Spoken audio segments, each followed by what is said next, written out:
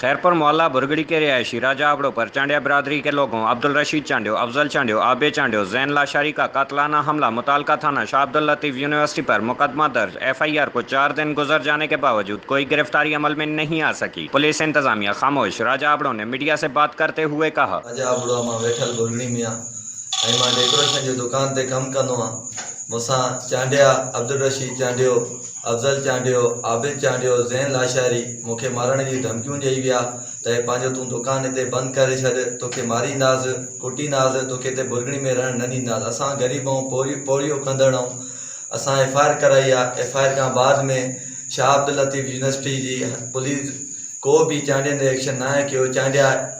चांडिया ॾुआरी माण्हू आहिनि, मंशियात हलाईंदड़ आहिनि। असांखे चांडियनि मां भउ आहे। असांखे DIG साहिब खां, IG साहिब खां, SP साहिब खां अपील आहे त असांखे इंसाफ़ कयो वञे। असांखे चांडियनि मां ख़तरो आहे। बराए महिरबानी असां अपील था कयूं SP साहिब, DIG साहिब खां त असांखे इंसाफ़ ॾिनो वञे। हद जी पुलिस को बि चांडियनि ते एक्शन हिन मां ताईं न आहे खयों। असांखे अॼु चोथों ॾींहुं आहे FIR जो। FIR असां कराई आहे, को बि चांडियो गिरफ़्तारी में न आयो आहे। कैमरामैन नोमान दुरानी के साथ सजाद कोलाची, राज न्यूज़, खैरपुर।